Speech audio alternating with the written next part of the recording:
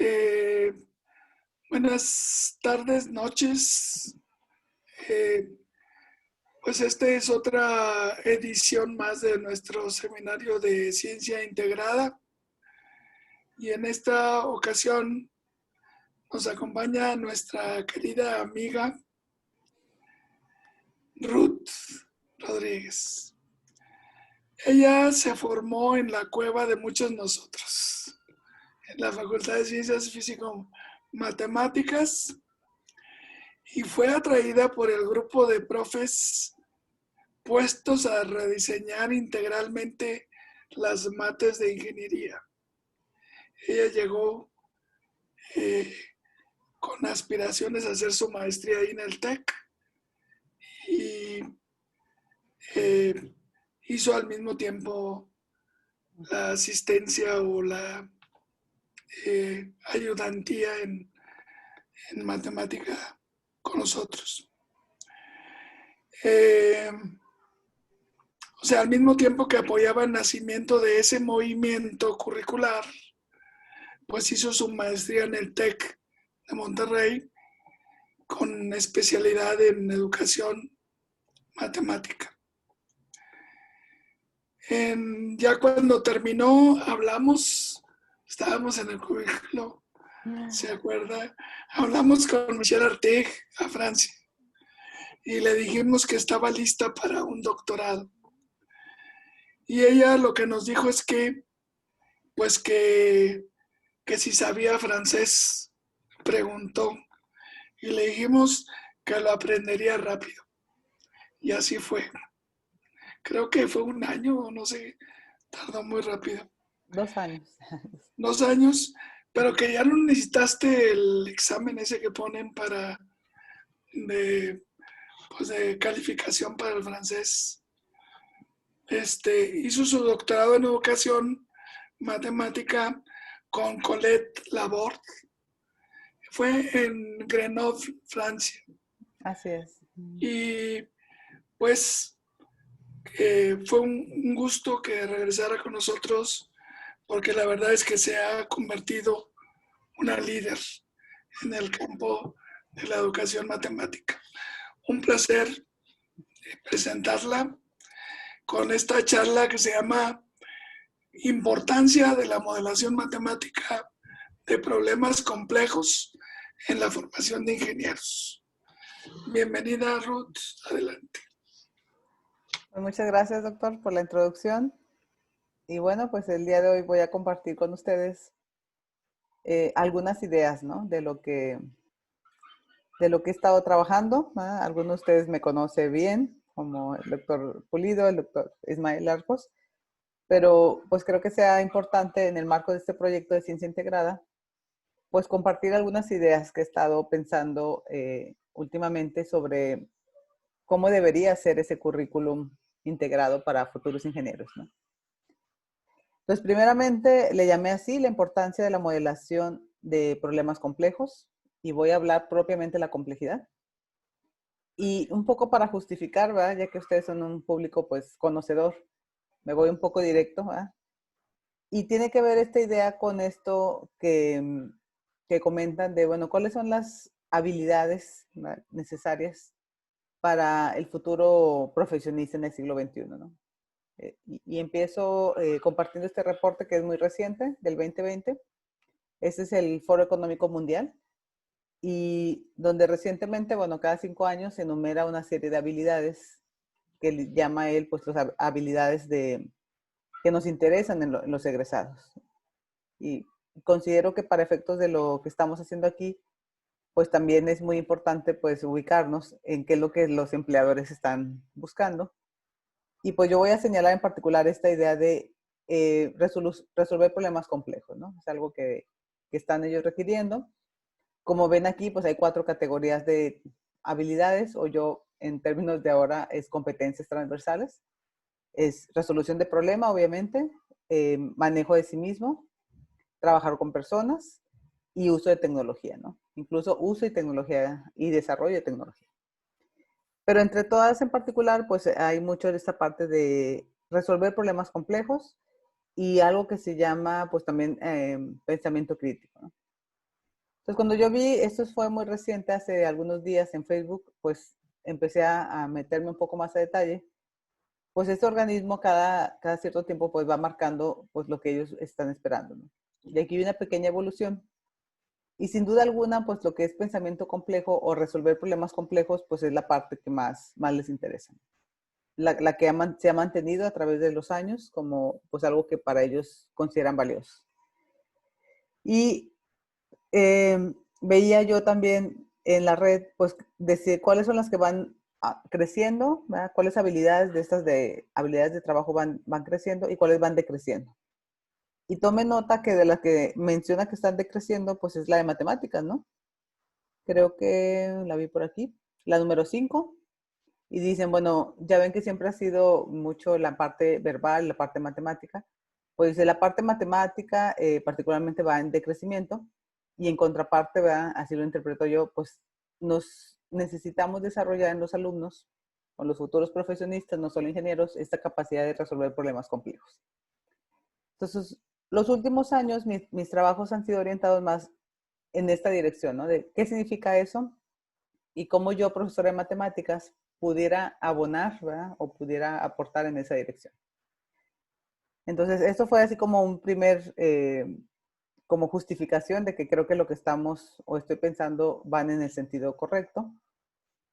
Y por otro lado, también hace tiempo se ha manejado, y mucho el TEC nos ha compartido, esta idea de que actualmente nos encontramos en un entorno, ¿verdad? En un mundo donde están presentes estas 4 características, ¿no? Que se llama entornos BUCA, ¿verdad? Le llaman así el acrónimo en inglés, que en español quiere decir volatilidad, perdón. La U es en inglés de incertidumbre, la C es de complejidad y la A de ambigüedad. Entonces, un poco desde hace mucho tiempo, un líder de lo que se llama como perspectivas como hacia el futuro, dice, lo que tenemos que empezar a pensar es cómo formar a nuestros alumnos, a los futuros profesionistas, en entornos donde estas 4 características pues, van a estar muy presentes. En algún tiempo el tecnológico nos hablaba en términos de una frase que ahorita se me escapa el autor, pero decía, estamos preparando a los estudiantes a resolver problemas que aún no hemos identificado, con métodos, ¿verdad?, de solución que aún no hemos inventado, ¿verdad?, con tecnología que aún no hemos hecho el desarrollo, ¿no? Entonces, realmente ahorita cuando uno se dice, ¿qué hago cuando estoy frente a una clase?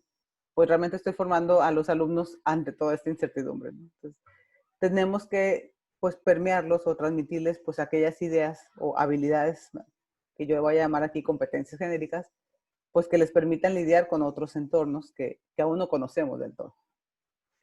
Entonces es un poco para mí esas 2 primeras cosas como una cuestión que a mí me ha movido mucho en decir, bueno, ¿qué es lo que hago yo o cómo abono yo como profesora de un curso de matemáticas? Entonces, todo ese es el entorno BUCA, va mucho en la red. Particularmente me interesa la complejidad. Y vean cómo la complejidad se define como, hay muchas cosas, ¿verdad? Alguna vez creo que el doctor Pulido me preguntó, ¿qué es para ti la complejidad? Y alguna definición es, pues, donde hay muchos elementos, ¿verdad?, muchas partes, donde hay variables que están interconectadas. Para mí, la complejidad la voy a entender desde un punto de vista sistémico, que más adelante preciso, pero es algo así como, son fenómenos donde el causa y el efecto son distantes en el tiempo, ¿no? Donde lo que yo hago ahorita no me permite ver todavía inmediatamente como los efectos, ¿no? Y de ahí que sea un fenómeno complejo. Ejemplos, ¿verdad?, de fenómenos complejos, cambio climático, ¿no? Cambio climático fue un problema que no vimos venir, ¿verdad? Cuando lo teníamos, pues no sabíamos lo que estaba sucediendo y ahorita, muchos años después, décadas después, nos damos cuenta de todos los efectos que ha tenido algunas acciones del pasado. Entonces, para mí, si tú me dijeras, dame ahorita una primera definición de fenómeno complejo, para mí clásicamente es cambio climático. Lo que estamos viviendo ahorita, ¿no? Contagio de virus, también es un fenómeno que yo definiría complejo porque todavía no alcanzamos a ver en el mediano plazo cuáles son los efectos de las acciones de la hora, confinamiento, usar o no un cubrebocas, contra efectos de pues, número de infectados, número de muertes, etc. Entonces, Son fenómenos donde no alcanzamos todavía a percibir como cuáles son las partes involucradas importantes, digamos las variables, y cuáles cómo se relaciona o cómo se relacionan entre ellas. Entonces, en un primer sentido, vamos a entender así la complejidad. Entonces, obviamente aquí estamos en un seminario intentando hacer como pues un nuevo currículum para las carreras de ingeniería. Entonces, ¿qué pasa en el ámbito ingenieril? Pues yo de un lado veo algo que eso es más general, que es lo que marca PISA, particularmente la OECD, sobre la necesidad, ¿verdad? Pues que todos sabemos que las matemáticas no solamente se conozcan, se sepan, sino que se sepan usar, ¿no? Y hace muchos años eso le llamó PISA, la OECD particularmente a través del estudio PISA, un término que es muy interesante que es alfabetización matemática. Yo quiero, decían ellos, que los ciudadanos del siglo XXI tengan una alfabetización matemática. De hecho, hablan de una alfabetización científica, estadística, ¿verdad? Entonces, cualquier ciudadano, independientemente si está o no en una escuela, pues con más razón va alguien del área de ingeniería, ¿verdad? Que eso es como una componente. Que aquí es muy importante señalar que es la capacidad de hacer uso de la matemática, ¿verdad? Que sepa hacer pues algún juicio bien fundamentado usando la matemática. Eso es por un lado, ¿verdad? A nivel global. Después, por mucho tiempo, ya nos alcanzó el 2020, ¿verdad? Las escuelas de ingeniería tienen mucho tiempo que se están reformulando, ¿verdad? Se están reestructurando hacia la creación de una nueva o un nuevo perfil del ingeniero. Ahorita ya las carreras de ingeniería, particularmente el TEC, ¿verdad? Y muchas más están en lo que es la visión 2030, que se está también pues cocinando, ¿no? Y hace mucho tiempo yo encontré este reporte de Reino Unido, que es el perfil del ingeniero global, ellos le llamaban el nuevo perfil ingeniero global, que es de Reino Unido y pues ahorita nos va a hablar de cómo qué es lo que se espera de un nuevo ingeniero, ¿va? ¿Cuál es el perfil del nuevo ingeniero?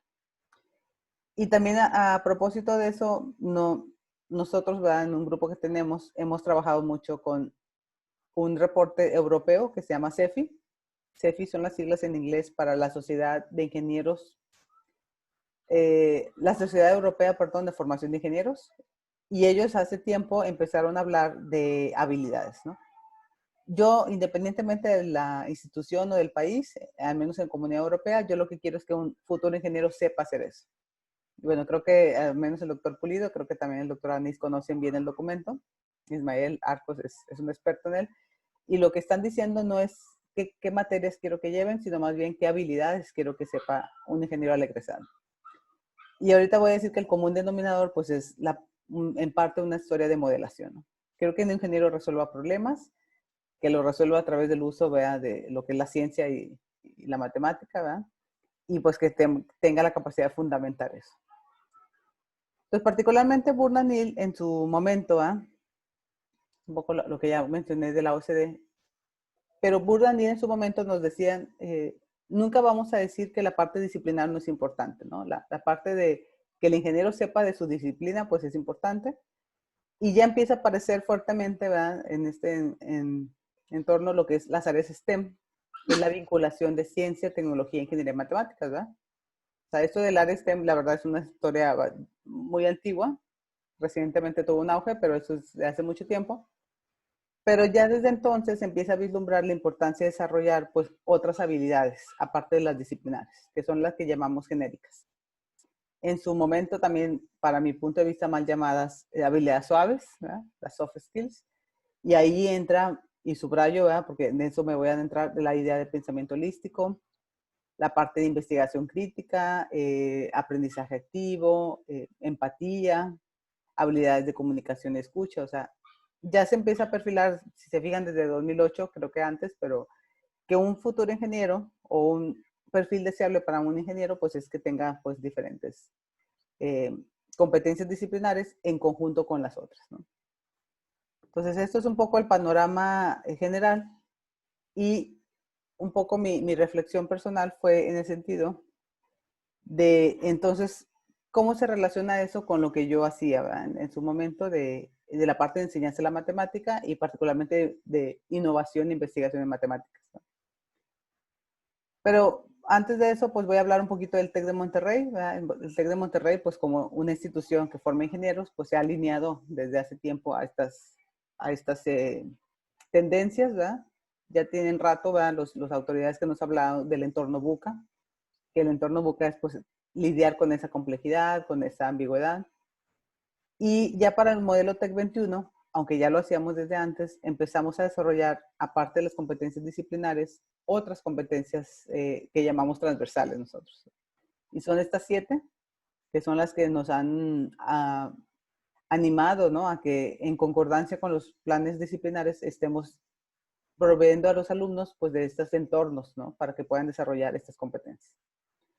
Entonces, desde mucho tiempo también he participado en programa Honors, que son programas como específicos para alumnos de alto desempeño. Y ahí nos decían mucho el uso del pensamiento crítico, ¿no? Pues desarrollan los alumnos el pensamiento crítico.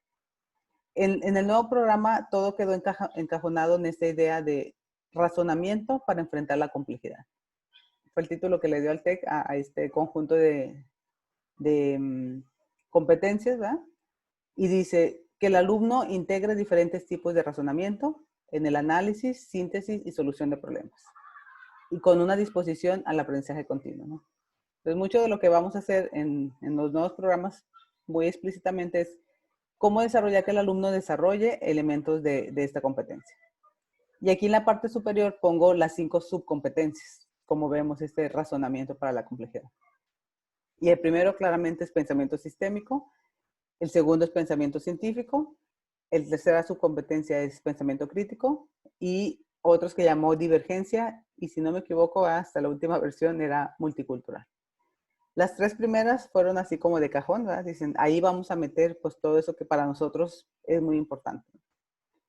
Y por aquí les comparto, nosotros ahorita en el modelo basado en competencias que tenemos en TEC 21, hacemos un análisis por nivel de competencia, ¿no? Estudiamos al alumno en los 8 semestres que dura su carrera en niveles, generalmente así un poco en orden, los primeros 2 semestres, 3 semestres en el nivel A, que es una complejidad básica. Luego esperamos que el alumno evolucione a un nivel B hasta un nivel C. Se espera que al final de su formación, en términos de pensamiento sistémico, pues el alumno, si leen bien, dice analiza problemáticas con una visión integrada desde la inter y la transdisciplinaridad, concibiendo la realidad como un conjunto de sistemas interconectados. O sea, uno espera que cuando uno gradúe a un ingeniero, y esto es para todas las ingenierías, tenemos ahorita 18, el alumno desarrolle esa habilidad. Y vean que es a través de ciertas problemáticas reales o simuladas, y luego nos vamos a un conjunto de sistemas interconectados, explorando diferentes modelos, y pues ya terminando en el nivel más avanzado de la competencia, que visualice diferentes escenarios. Entonces, esta parte a mí me gustó mucho porque lo que quiero decir es que aparte de enseñar la matemática, que es importante, ¿verdad?, que el alumno sepa esos conocimientos, tenemos que vincularlos con las competencias transversales. Y esta por excelencia, entre otras, pues es como la que va muy de la mano. La otra, yo podría decir, es la de transformación digital, que optimiza soluciones usando tecnologías, ¿verdad? También es una competencia transversal que un futuro ingeniero debe tener. Y bueno, en realidad nuestra consigna es desarrollar las 7. Entonces, a mí me interesa mucho esta de la complejidad. Y nada más para también como otro pequeño, este tema de la complejidad pues es aparentemente de mucho interés en la comunidad internacional. Este nuevamente CEFI, ¿verdad?, la Sociedad Europea. Lo bonito de la Sociedad Europea es que todas las instituciones de la Comunidad Europea se organizan y toman como este acuerdo común, ¿no? Que aquí Ismael sabe bien que le llamamos el marco de referencia europeo, y entonces en términos generales las instituciones se alinean a esas competencias, ¿verdad?, que son muy generales y que vale la pena ver. Los documentos son accesibles en internet.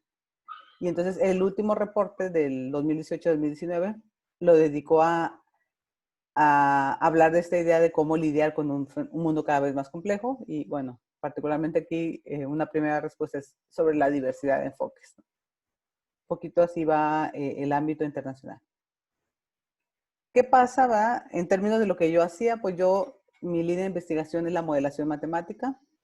Siempre me ha interesado mucho esta parte de cómo relacionar la teoría con la realidad, ¿verdad?, cómo enseñar matemáticas a través de la modelación.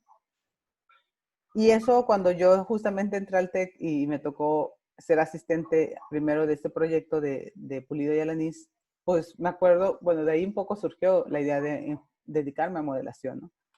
Porque ellos ya nos decían que era reconocer que la matemática pues era una actividad humana, era una ciencia humana, que había nacido de la necesidad de resolver problemas reales y que entonces en aras de resolver esos problemas reales uno iba acuñando y proponiendo estos objetos matemáticos. Y pues así como lo hemos comentado en todas las sesiones de ese seminario, pues claramente la formación tradicional, vamos a decirle así, pues no permite que el alumno pues se dé cuenta de eso, ¿no? Entonces cuando yo empiezo a escucharles en los primeros, en el 99 fue que empecé a ver sus primeros proyectos, pues te das cuenta que efectivamente lo que está en el aula pues no permite tener esa visión, ¿no? Entonces, ya en el doctorado, después de ese primer, estuve con ellos como 2 años y medio y me fui a estudiar a Francia, pues ese fue el tema que elegí, ¿no? La modelación matemática como el área de investigación. Y ahora sí, en el ámbito de matemática educativa, eso tiene pues muchos años, ¿no? Entonces, la referencia más viejita es Pollack, ¿no? 1967. Al día de hoy tendrá cerca de 40 años, ¿verdad? Más de 40 años. Y nuestros colegas de la comunidad ya les interesaba mucho esta relación entre matemática y realidad, ¿no? ¿Qué implica, va, desde el punto de vista del alumno, el que aprende, pues relacionar estos dos grandes mundos, ¿no? La parte formal y rigurosa versus la parte experiencial. Y entre otras de las cosas que sabemos es que, pues, de punto de vista de investigación tienen más de 40 años. Hay libros, hay proceedings, hay conferencias, ¿verdad? Tenemos artículos, pero se ha visto muy poco en la realidad, ¿verdad? Esta vivencia. Cuando habla uno con cualquier profesor de matemáticas, ¿verdad? Cada vez menos, pero sigue habiendo muchos, es poco presente en el aula educativa. Entonces, esa es como una preocupación que tenemos. Entre otras cosas, esto es muy década de los 80, ¿no? Sin embargo, es a veces poco presente. Dice, didactas franceses como Duval, Doady ya decían, es muy importante que un aprendiz pues aprenda a reconocer entre la parte analítica, ¿verdad? Es una representación en un registro simbólico, y que pueda reconocer el mismo objeto, y aquí ya me adentro un poco a las ecuaciones diferenciales, que es el tema que yo más he trabajado, he impartido la materia de ecuaciones y me he interesado a ese tema, que esto es una ecuación diferencial en un contexto simbólico. Esa es una representación gráfica de esa expresión y esa es una representación numérica. No sé si alguien iba a decir algo o no. No, ¿verdad? Y ya desde hace tiempo hablábamos, ¿verdad? De la importancia, esto le llamamos las 3 representaciones clásicas, ¿no? De un objeto. Y ya desde hace tiempo hablábamos de una representación verbal, ¿no? Que en los años 80 se refería a esta parte de los problemas en contexto, ¿verdad? Los problemas en palabras. Y yo cuando empecé a trabajar en el TEC hace 12 años, pues empecé a decir, ¿y qué tal si llevamos a la modelación a otro nivel, que es la experimentación en el aula, ¿no? Ahí por 2010, hace 10 años, pues me invitaron a un proyecto de aprendizaje activo, de los primeros que estaban en el TEC, y un poco la consigna era un físico el que era líder del proyecto, y él nos decía que hiciéramos del aula un laboratorio de matemáticas, ¿no? Que era muy importante, ¿verdad? Esta parte de que los alumnos experimentaran. Y en términos de lo que yo había visto en mis estudios, ¿verdad? Dije, pues es que es importante que el alumno conozca el fenómeno, ¿verdad? Que lo toque, que lo sienta, porque no puedes modelar algo que no conoces, ¿verdad? Porque no puedes establecer relaciones ni reconocer variables de algo que no entiendes, ¿no? Y entonces empecé a jugar mucho con la idea de experimentación y posteriormente pues me moví a esa idea de simulación, ¿no? O sea, a veces, por muchas cuestiones logísticas, experimentar algo en vivo era muy complicado. Esta es una foto de un experimento que hice muchos años, ¿verdad? Que es un circuito RC. Los alumnos construían en la clase de ecuaciones diferenciales el circuito para ejemplificar como esta idea del circuito RC. Y cuando el tiempo o las condiciones no me lo permitían, pues hacíamos simulación.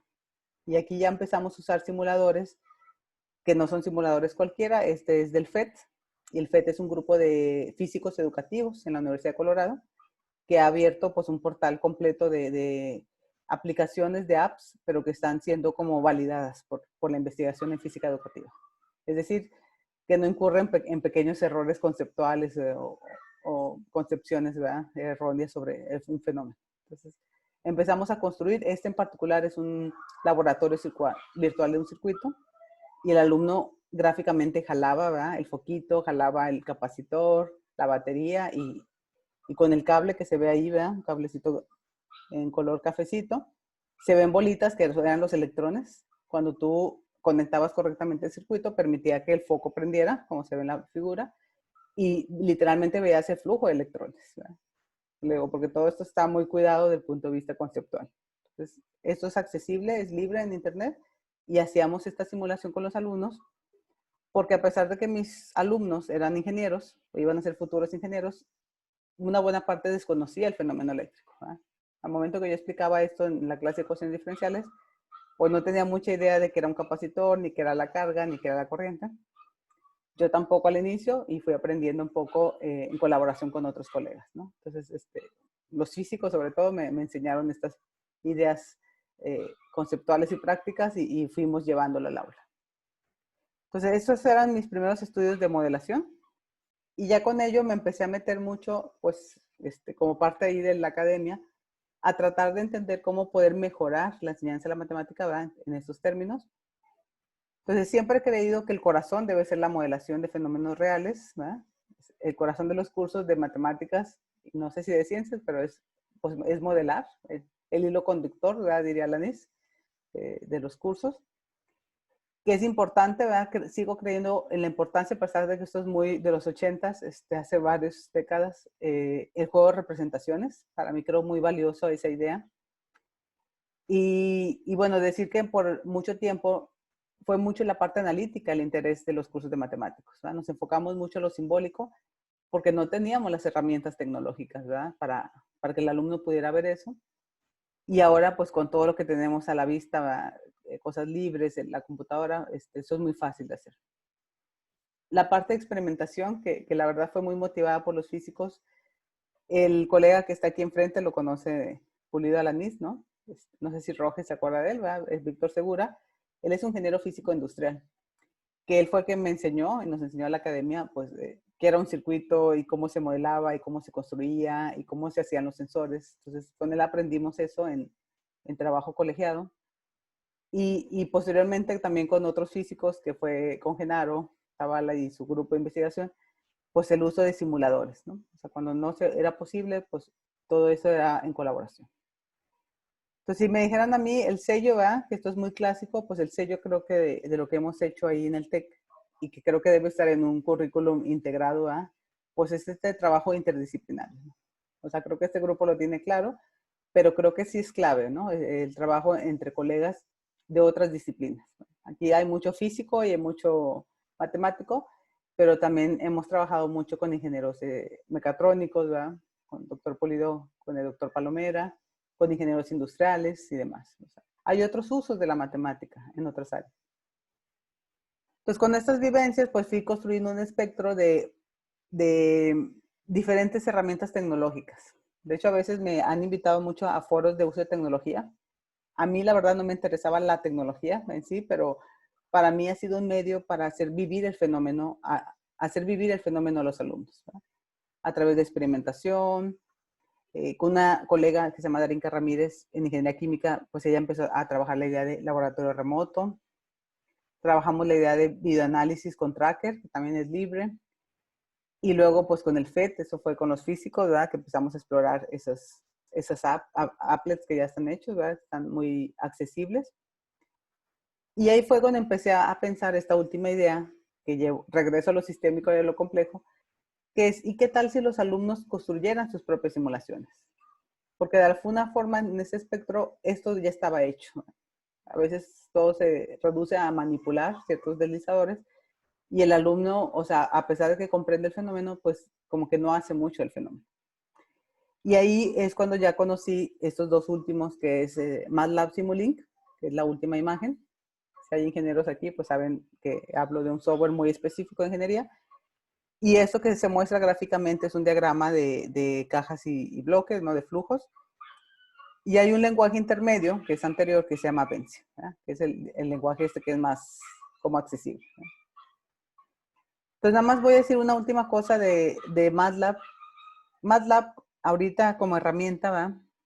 Desde los años que empecé yo con la academia, había colegas de matemáticas que decían, enseñemos a los alumnos a usar MATLAB, ¿no? Porque es lo que los ingenieros usan en el día a día. Y hoy en día, pues en Tech 21 es una realidad.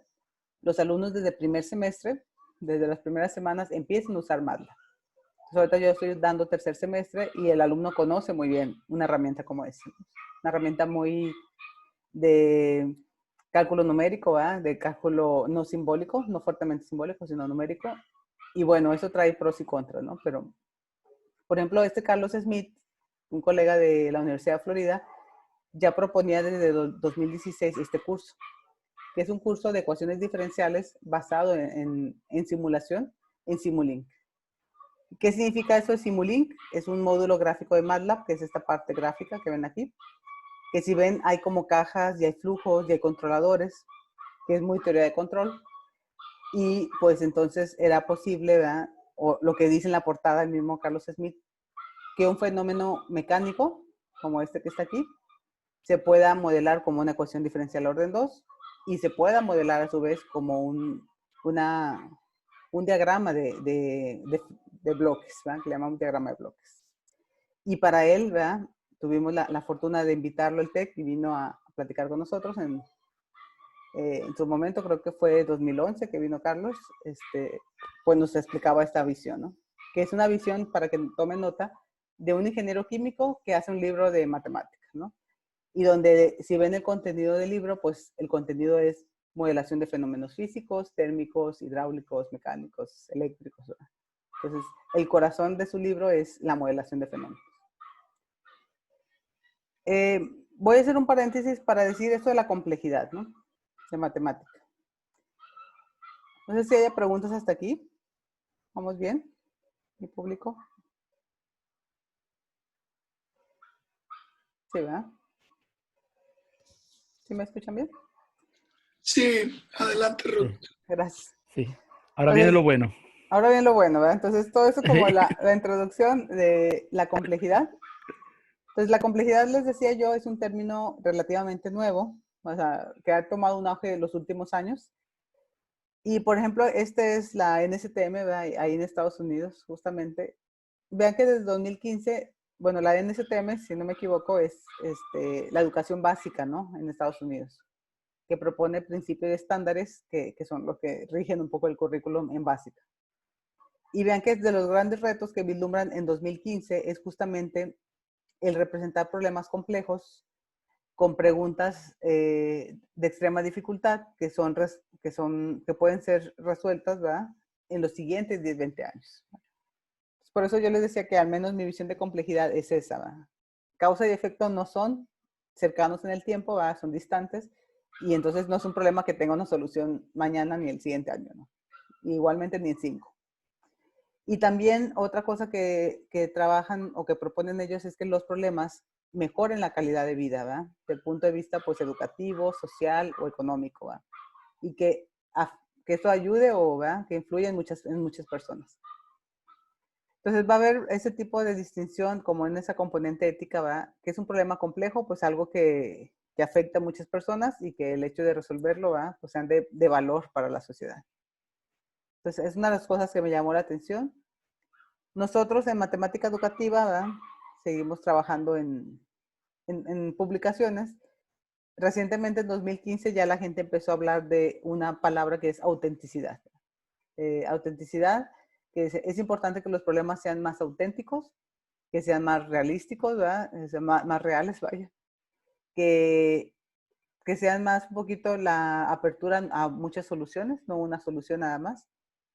Y eso en el ámbito de modelación al menos, ¿verdad? Yo sigo mucho las memorias o proceedings de modelación. Era muy poco presente, ¿verdad? Y cada vez más como que se empezó a invitar a trabajar en esa dirección. Entonces, esto es del año pasado. Esto es Gloria Stillman, ella es australiana, es ahorita la actual presidenta del Grupo de Modelación Internacional.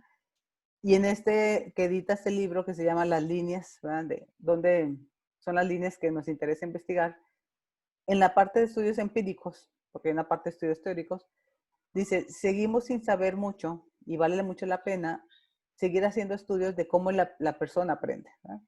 Que el estudiante que modela, ¿verdad?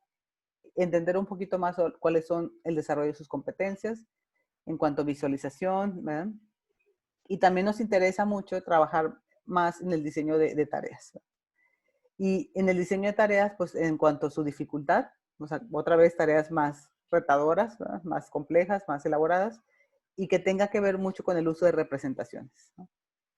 Entonces, cuando yo trabajaba esta idea de modelación y empecé a ver la interés de hacer como que el alumno creara sus propias simulaciones, que no usara ya cosas hechas, que simulara fenómenos, pero que hechos por él mismo, pues ahí fue el clic cuando dije, bueno, quizá hay que empezar a mover la mirada a otras disciplinas, que no es la física, sino pues una idea de que tiene que ver más con la ingeniería industrial, ¿no? Que tiene que ver con más con pensamiento sistémico, tratando de salir un poquito de esta idea de la física. Ella es France Caron. France Caron es de la Universidad de Montreal, en Canadá. Y ella también en ese libro ya publicaba esta idea de cómo modelar fenómenos complejos a través de este tipo de representaciones, que eso es a lo que voy a hablar ahorita, que son cajas y flujos, ¿verdad? Pequeña cajita, rectángulo, le llamamos acumulador o stocks. Y se fijan, aquí ella habla del famoso ejemplo del sistema presa-depredador, ¿no? Trabaja ya 4 especies y está tratando de ejemplificar, ¿verdad? En un lenguaje gráfico que se llama Stella. El software que ella usa particularmente es de paga, ¿verdad? Entonces ella lo que ha hecho con sus colegas de Montreal es capacitar a profesores de preparatoria para que esos profesores a su vez enseñen en ese nivel, ¿verdad? A los alumnos ese tipo de modelación que tiene que ver con el punto de vista de visión sistémica, ¿no? Otros fenómenos complejos, dije ya cambio climático, dije contagio de virus o expansión de virus, es el tráfico, ¿no? Pues aquí en este mismo libro de 2019 está un artículo de los pocos problemas complejos que se trabajan, que es la modelación del tráfico, ¿no? En un cierto punto. Y de acuerdo a estos autores, pues esto cumple las características, que sea complejo, que sea real, que sea auténtico. Vamos a usar esta idea de autenticidad. Y bueno, aquí hay un pequeño, ¿verdad?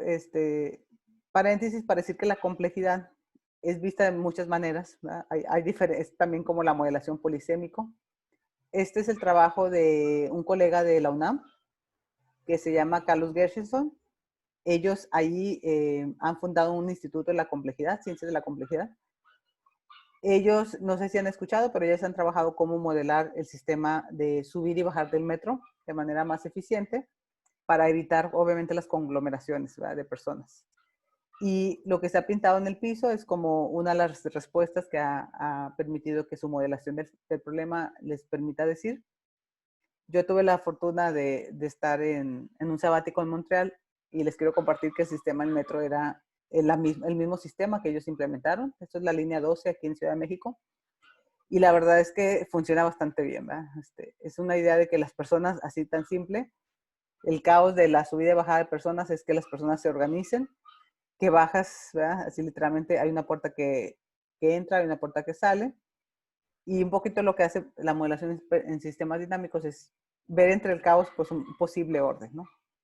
Y lo que permite el modelar ese tipo de fenómenos es la toma de tomar como políticas de mejora, ¿verdad? Una política es eso, ¿verdad? Esa es la forma de ingresar ordenadamente y de descender ordenadamente el metro. Y que sí funciona. Entonces, Carlos Gershenson, también he tenido la oportunidad de platicar con él. Él trabaja otro enfoque de complejidad más alineada a lo que es el Instituto Santa Fe en Estados Unidos, ahí en Arizona. Es una complejidad que tiene más que ver con sistemas autómatas, no me equivoco. Ellos generalmente programan en lo que se llama logo, NetLogo, y hacen pues también pues simulaciones, ¿no? Grosso modo, yo diría que la ciencia es la misma, pero un poquito el enfoque es modelación basada en agentes. Es lo que hace el grupo de Santa Fe, de la UNAM, ¿verdad? Pero la verdad es que han tenido, ¿verdad? Si ustedes voltean a ver esa parte, pues está esa idea de complejidad desde otra manera. Carlos Gershenson tiene 2 cursos en Coursera que son gratuitos. Uno es el de sistemas, justamente, que vale la pena verlo. y otro justamente es de pensamiento científico. Entonces es un joven muy entusiasta, ¿no? Un joven investigador. Y bueno, ya hablando ahora sí de pensamiento sistémico, pues un poquito les platico que la idea de pensamiento sistémico para mí vino de una colaboración con el doctor Rafael Burguet Díaz, aquí del Campus Monterrey, del Tecnológico.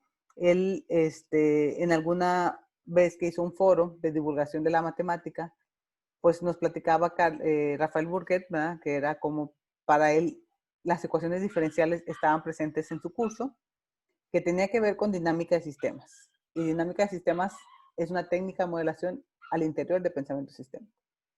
Entonces él nos mostraba este video donde decía, bueno, aquí hay un pequeño puerto en Ámsterdam, hay un panorama. Ahorita el video no tiene movimiento por cuestión técnica, pero veo que los barcos entran y salen, ¿verdad? Y a diferentes momentos del día yo veo ciertas conglomeraciones, ¿no? Acumulaciones. Hay días que están el flujo muy denso, se acumulan los barcos, y hay días que están más abiertos, como esta foto. Entonces, en el curso de dinámica de sistemas, lo que nos explica es que el tener un pensamiento sistémico, ¿va? Es una habilidad de poder ver justamente un problema como de manera más holística, ¿no?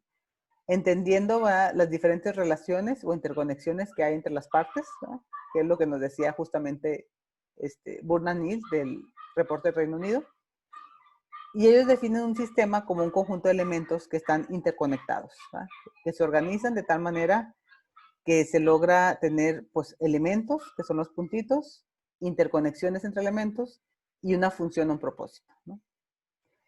Entonces, cuando yo empecé a ver los trabajos de Rafael Burguet, él, junto con una colega también de aquí de campus, Gloria Pérez, pues decían, del punto de vista matemático es muy útil este enfoque porque nos permite crear escenarios, que los alumnos creen escenarios de qué pasaría si, ¿verdad? Hago tal decisión u otra decisión. Y del punto de vista de la investigación para mí en mate educativa es que era una representación muy efectiva para expresar cambios en el tiempo. Diana Fisher, que ahorita voy a hablar de ella, ella decía, es que este tipo de enfoques en nivel preparatoria permite que los estudiantes vean de manera más temprana el estudio de aplicaciones más interesantes del cálculo, ¿verdad? Y que aparte permite hacer que los alumnos puedan ver interconexiones entre las variables, ¿no? Que puedan ver cómo se relaciona una variable con otra. Entonces, ella es Diana Fisher, ella es una profesora fue profesora de la Universidad de Portland durante más de 20 años. Hoy está jubilada, ¿verdad? En 2016 se jubiló. Y ella trabajó mucho tiempo enfoques de cómo enseñar matemáticas. Tiene 2 libros para precálculo y cálculo en preparatoria a través de dinámica de sistemas, ¿no? Ella trabaja también con una compañía que se llama IC System, que es donde hacen Stella, Stella es el software, digamos, de paga, ¿no? El software que se paga que usa Franz Caron también. Entonces, de las cosas interesantes que decía Dayana es que se puede ver en un problema muy rápidamente cómo es el efecto de que algo crezca y decrezca en el mismo problema, ¿no? Nosotros cuando hacemos problemas a mano, pues lo hacemos como que la población crece o la temperatura decrece, pero evitamos usar ambos comportamientos porque simbólicamente, analíticamente eso se complica. Con dinámica de sistemas, pues no va a haber tal complicación. Entonces, eso empieza a crear más interés en el alumno, ¿no? De crear modelos para diversas situaciones. Entonces, les platico, estos son los 4 elementos base en que usamos para dinámica de sistemas. El primero es el de lo que se llama el bloque, que es este flujo. Bueno, perdón, le llamamos stock o acumulador. Esta es una cajita que para mí, y aquí le pongo esta es mi interpretación, es una variable. Es una variable que va a aumentar o disminuir en el tiempo, dependiendo de los flujos de entrada y salida. Entonces, este stock en inglés o acumulador en español, pues es para mí la variable en juego, ¿no? Y en un programa que se usa, ¿verdad? Ese es el botón. Y luego la segunda componente más importante es el flujo. El flujo, que es la entrada o salida, que permite que los bloques o la variable de nivel aumente o disminuya. Y entonces, en palabras de Diana Fisher, decía, todo lo que necesita dinámica del sistema es acumuladores y flujos, ¿no? Hacemos diagramas de acumuladores y flujos y con eso representamos a los sistemas. Y ella decía, aquí está el cálculo, ¿no? El stock o acumulador como el cambio acumulado o como la integral y pues la derivada, ¿verdad? Como este flujo o razón de cambio.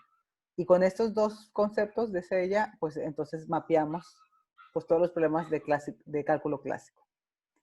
Hay un tercer elemento que se llama en inglés, ¿verdad? La flecha o el arrow, que es la que me va a permitir, que es la parte muy interesante, establecer conexiones entre estos dos elementos, cómo se relaciona uno con otro.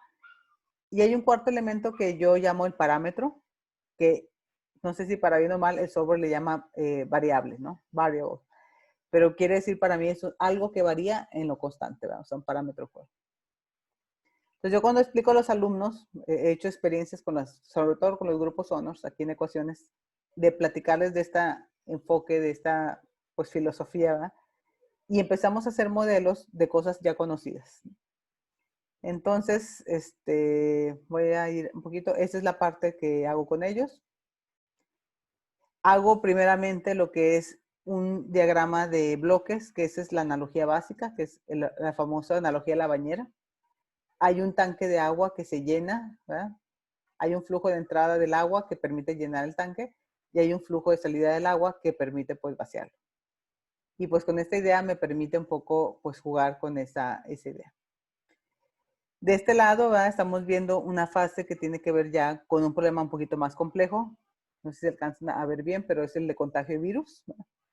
Tengo un stock de poblaciones no infectadas o susceptibles a ser infectados.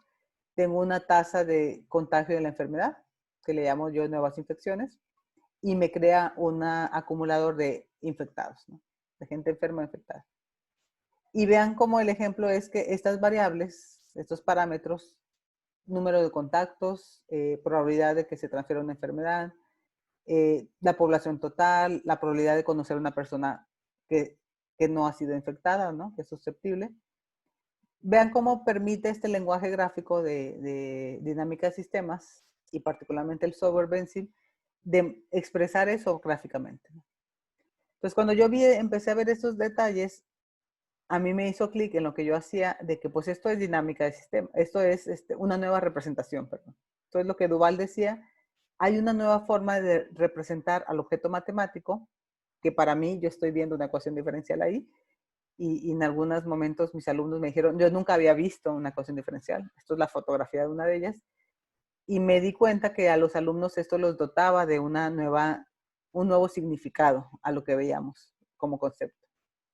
Y también otra cosa que yo veía de potencial y que sigo viendo potencial en esto es que esta forma de modelar me permite efectivamente modelar fenómenos pues, más interesantes, más complejos, pues más realísticos, ¿no? Entonces un poco me ha llevado hasta ahí esta parte y nada más como parte final, ¿verdad? Un ejemplo, que es un ejemplo realmente muy desarrollado por mi colega Rafael Burguet, un ejemplo clásico para nosotros, ¿verdad? La coexistencia de especies en un ecosistema particular. Esto habla del caso de Yellowstone, el caso del lobo gris, ¿verdad? El lobo gris, ahí por el año 95, se decide incorporar en este ecosistema al lobo gris y se reporta, ¿verdad? Ahorita este título muy, muy así publicitario, ¿verdad? ¿Por qué los lobos, por qué la inserción del lobo gris cambió el curso de los ríos? Entonces, dice, un pequeño cambio puede tener efectos insospechados y conoce el sorprendente caso de Yellowstone. Entonces, cuando tú dices esto, es lo que le digo, esto es un fenómeno complejo que no vimos venir, ¿verdad? Como no vimos venir cambio climático, como no hemos visto venir muchos problemas como contagio. Y la pregunta que al menos le lanzo a los alumnos es, ¿qué pasó? ¿Verdad? ¿Cuál es el problema? ¿Cuál fue la problemática que sucedió? Entonces, entre otros los fenómenos clásicos, hoy sabemos, en términos de ecuaciones diferenciales, que eso puede ser explicado o representado por este sistema de tres ecuaciones. Son tres ecuaciones diferenciales no lineales, donde claramente está ejemplificado el número de interacciones, ¿no? Aquí están, E es los caribú en español, C son los coyotes y W es los lobos, ¿no? El lobo gris. Y lo que hacemos es representar gráficamente esas interacciones. Y los alumnos pues son invitados a interpretar la ecuación, y en un curso, digamos, tradicional de ecuaciones diferenciales, en un sentido así muy, muy simple, pues es como muy complicado llegar a este tipo de resolución de problemas desde el punto de vista analítico, ¿no? A mano, ¿verdad? Hoy en día, les digo, en el caso del modelo TEC 21, en una materia de ecuaciones diferenciales de tercer semestre, ese es el proyecto del curso, ¿no? Le llamamos situación-problema, pero digamos que se fue orientando un poco el currículum a que sí el objetivo fuera resolver este tipo de problemas, que en un curso generalmente pues no alcanzas a llegar o no tienes las herramientas analíticas sin tecnología para hacerlo, ¿no? Entonces un poco lo que Bourget ya nos platicaba desde hace tiempo es que noten que esa representación, que no para ustedes, que son un público pues muy conocedor, muy adentrado en el tema, pero para un público poco familiarizado con la matemática, la parte simbólica es una representación complicada a llevar a cabo.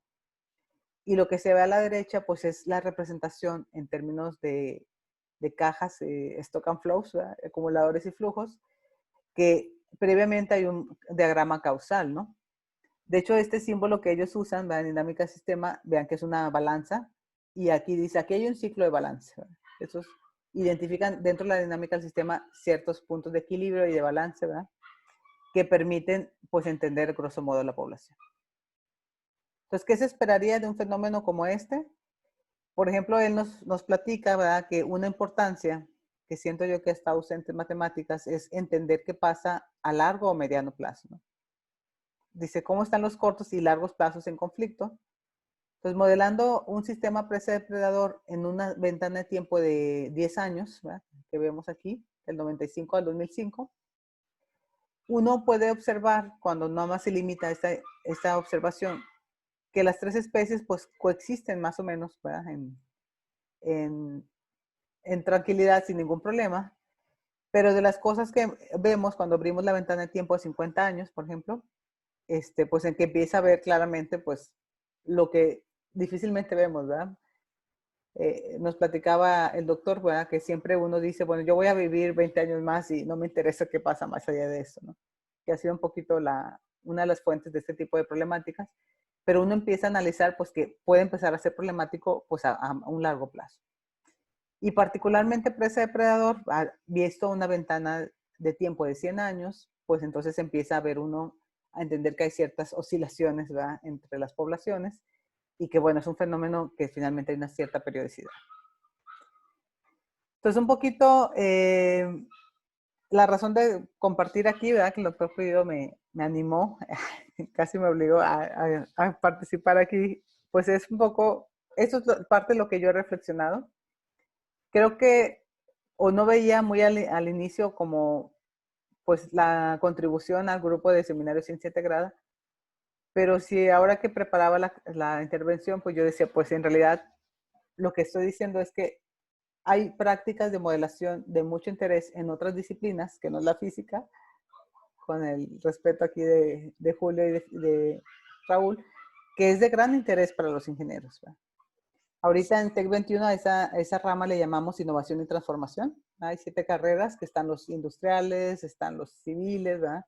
Que son ciertas ingenierías que tienen necesidad de apropiarse de otras formas de pensamiento y otras formas de modelación. Que en un curso tradicional muy centrado en lo analítico, muy centrado en el hacer a mano, pues no hay oportunidad de estar presentes. Y del punto de vista de la complejidad, yo a lo que le apuesto es que creo que cada vez va a ser más importante que a las personas que están en formación, no solo a los ingenieros, sino a casi cualquier persona, pues se les dé un enfoque de esta naturaleza, ¿no? Que los vayamos llevando a cabo.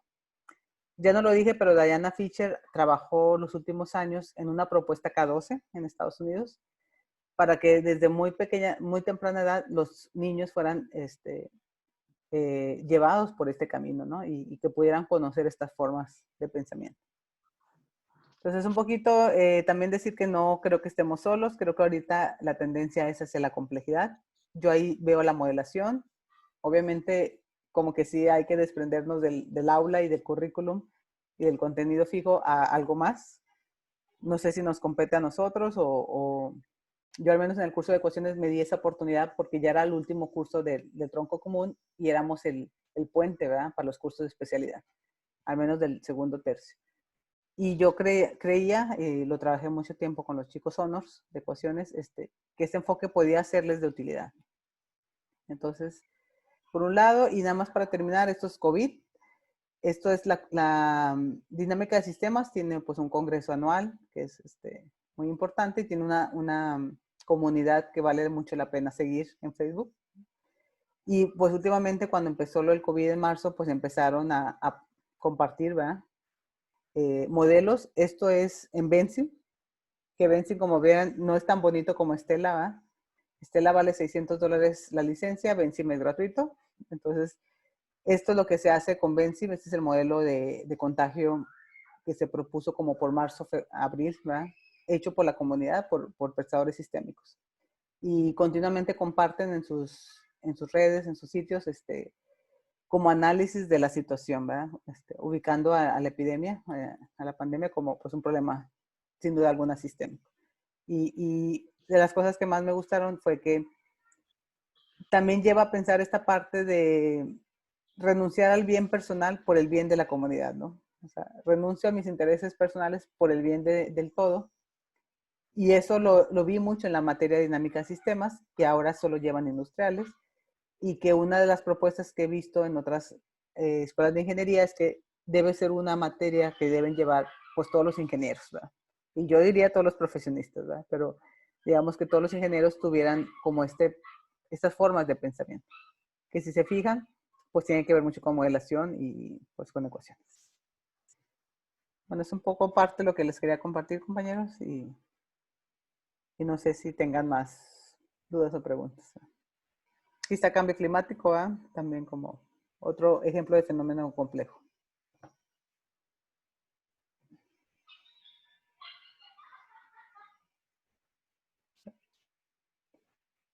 Hola Julio, hola Raúl, ya vi, Andy. Hola, disculpen la tardanza en integrarme, pero estaba en una defensa de tesis y se alargó un poco y hasta ahorita salí, hace unos 15 minutos. Ok, gracias Julio por venir. No sé si haya reacciones, comentarios. Pues yo sí, igual y aprovecho porque ahorita en poco tiempo me voy a tener que desconectar. Okay. Pero, bueno, hay varias preguntas, Ruth. A ver. La primera sería, o sea, ¿qué desventajas ves alguna desventaja, por ejemplo, en el uso de estas estrategias, por ejemplo, en los sistemas dinámicos? ¿Hay algo que se pierde cuando adoptas este enfoque o no? ¿O todo es así, ganar, pura ganancia? Es una buena pregunta, Raúl. Yo pienso, te digo, yo lo daba al final de mi curso de ecuaciones diferenciales y tengo mis dudas o mis reservas porque ese tipo, al menos el software que usamos, es una caja negra. Entonces, literalmente es programación gráfica, arrastras, haces clic, clic y resuelve. O sea, cuando tú le dices, dame la gráfica, pues te está dando la solución, ¿no? Gráficamente. Entonces, si me preguntaras como maestra de matemáticas, esa para mí sería una desventaja si el estudiante está en formación, ¿no? Si intentas mostrarle, pues ideas de ahora que llamamos fundamentación. Porque si pierdes de vista eso, yo ahorita lo estoy haciendo en Tech 20 para un proyecto final y lo expliqué a los de Tech 21, pero sí siento que están como muy pequeños todavía, entonces si aquí le das clic, Euler, clic, paso pequeño y el sistema o sea, pudiera pasar tras frente. Yo estuve de oyente con Burguet en su clase de séptimo semestre, que ya son alumnos más avanzados, que en teoría tienen pues bases matemáticas, y por eso pues yo siento que justifica la herramienta eso. Y yo como tratando de hacer innovación en el aula de matemáticas, pues sí trataba de enfatizar eso. Detrás de esto está todo eso, ¿no? Pero si viera una desventaja, yo vería eso. Sí, es que, o sea, te digo, yo lo veo porque pues puede ser todo muy gráfico, pero estoy seguro que hay algo que se pierde. De entrada, por ejemplo, o sea, los sistemas dinámicos y las ecuaciones diferenciales, de hecho, por ahí lo mencionabas en alguna de tus filminas, pues te sirven para modelar fenómenos que cambian en el tiempo, ¿verdad? pero las ecuaciones diferenciales no modelan exclusivamente cambios en el tiempo. Entonces, los alumnos, estoy seguro que hay muchos alumnos que se han quedado con la idea de que los cambios, ¿no?, que modelan las ecuaciones diferenciales son cambios en el tiempo. Entonces, cuando se enfrentan, por ejemplo, a tratar de describir cambios, deja tú en cuestiones espaciales, o sea, tú puedes definir ecuaciones diferenciales de cantidades que cambien con respecto a parámetros, ¿verdad?, que son completamente abstractos. Entonces, no sé cómo es que se haga la conexión, no sé siquiera si se hace la conexión, por ejemplo, en un curso de esta naturaleza, pero en qué momento en estos cursos o con lo que tú conoces, o sea, en qué momento pueden hacer esa conexión para que el alumno no se quede con esa idea, ¿no? O sea, y que pueda en realidad pues, desarrollar más allá, ¿no?, su capacidad de análisis y su entendimiento. Sí, es una muy buena pregunta, Raúl. Fíjate que en el curso de Tec 20, ¿verdad?, el anterior, y tal vez la forma que yo doy el curso, la gran parte de los fenómenos estaban centrados sobre fenómenos que cambiaban en el tiempo, ¿verdad? Y bueno, este curso del que hablo, donde esto es la situación problema, es un curso para innovación y transformación. Y el título que se dio al curso es Sistemas Dinámicos, ¿verdad? Modelación e ingeniería a través de sistemas dinámicos. Creo que me estás hablando de una población como otra vez los de ciencia aplicada, como IFIS, que requieren como de esta otra visión. Bueno, pero no solo los IFIs, No ¿no? O solo sea, los IFIs. incluso no solo los IFIs, hay cantidades que cambian Con respecto a otros. con respecto a otros parámetros que no sean el tiempo, a otras variables que no sean el tiempo, ¿verdad? Hay otros. A mí me gusta la perspectiva esta, pues de esta tendencia que no es nueva, ¿verdad? De ver, pues la enseñanza de una forma más holística, ¿no? Yo estoy también pues en ese, yo creo que eso es algo que debe ocurrir cada vez con mayor pues frecuencia, ¿no? Y que tenga más presencia, ¿no?, cursos de esa naturaleza.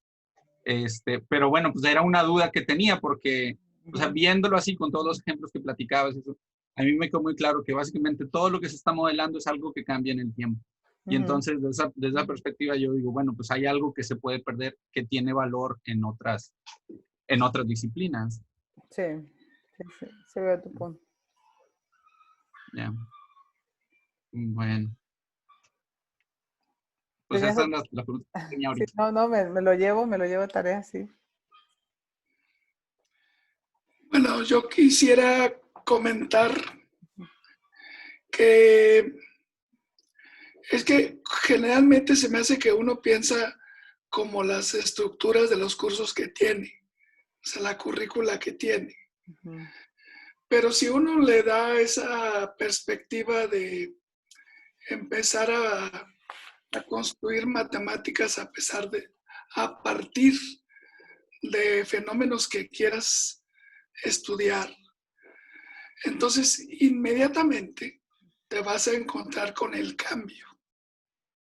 O sea, no es que el cambio lo vas a querer empezar a estudiar y de otra manera.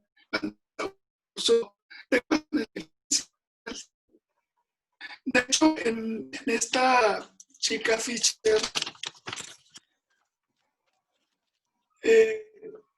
hace un comentario dice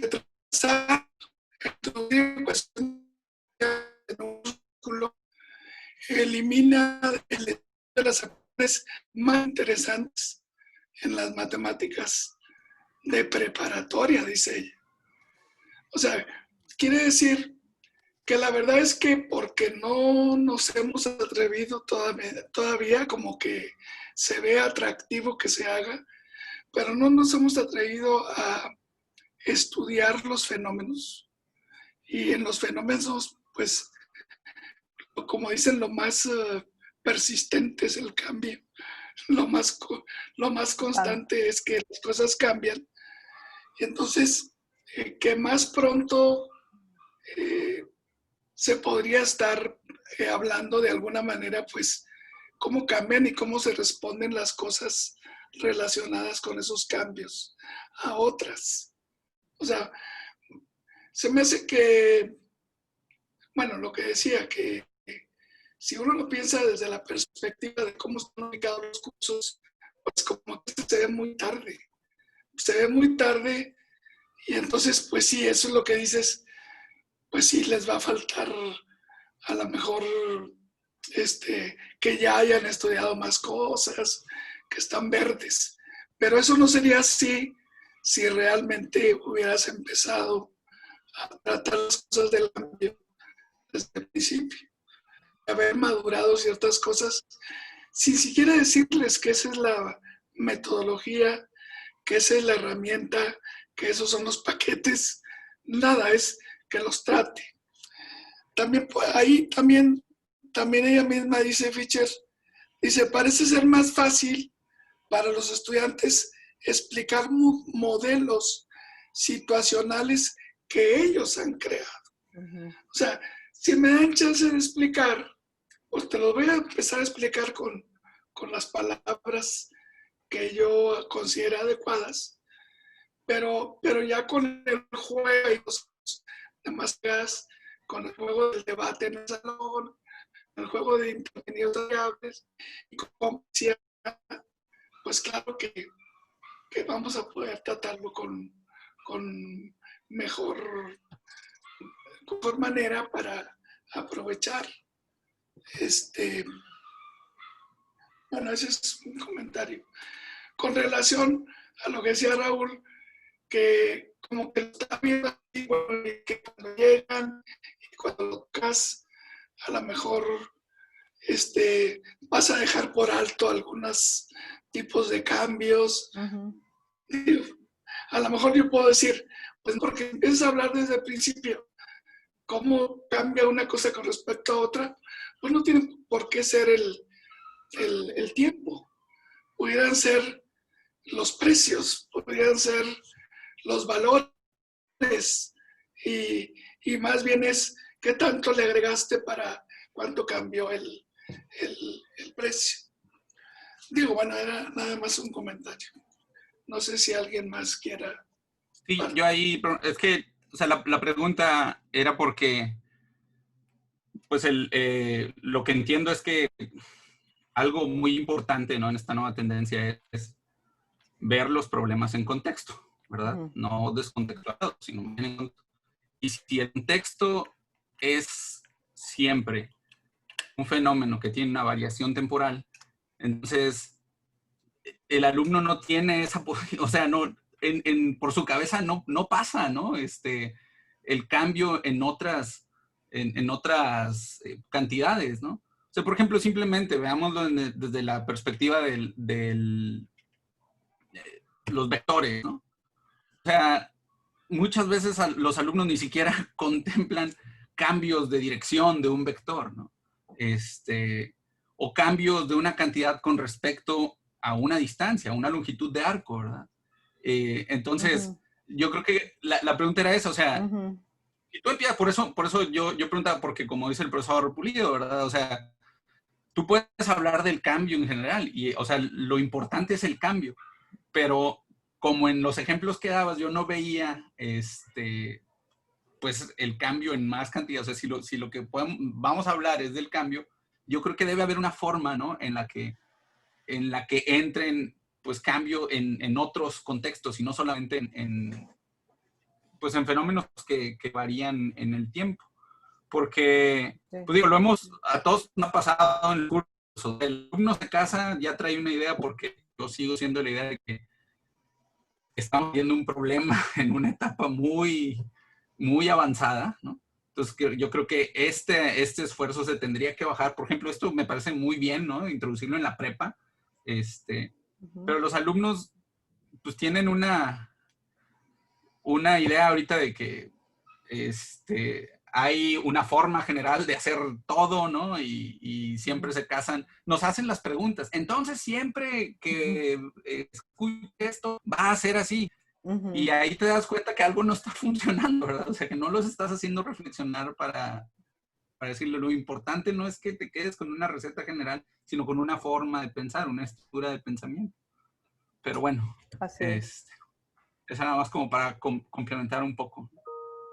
Oigan, pues yo me voy a tener que desconectar, ¿no? Pues la verdad es que me gustó mucho la plática, Ruth. Muchas Gracias, Raúl. gracias por la invitación también. Y bueno, pues ahí lamento mucho retirarme, pero pues, Sí, ya me tengo que ir ahorita. luego platicamos, sí, pero muy, Cuídense, muy buenas cuídense las mucho, gusto en preguntas. saludarlo. Gracias, Raúl. Bye, Buenas Raúl. noches. Nos vemos. Gracias. Nos vemos Chao, mañana, chao. Julio. Bye, cuídense. Bye, cuídense. Bye. Bye, bye. No sé, Andy, Roge, Eric, Ismael ya lo conoce. Para que siga ahí en el pending. Doctora Alanis.